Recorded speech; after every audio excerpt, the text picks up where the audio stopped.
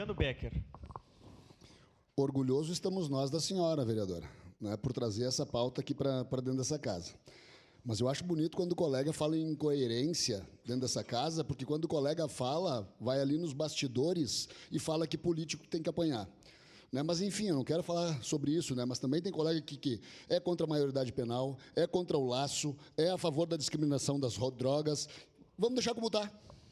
Vamos deixar como está. É desrespeito, impunidade, cada dia maior número de crimes ocorridos por menores e cada vez o crime cometido por menores é mais grave do que os demais crimes. É professor sendo desrespeitado dentro da sala de aula, é professor apanhando dentro da sala de aula, é professor sendo esfaqueado dentro da sala de aula, é pai apanhando dentro de casa.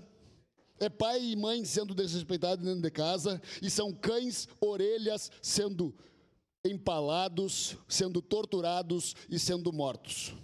Era só essa a minha contribuição. Vou votar a favor. Parabéns, vereadora. Muito orgulhoso de ter a senhora como colega e trazendo essa pauta para essa casa. Para declarar o voto, vereador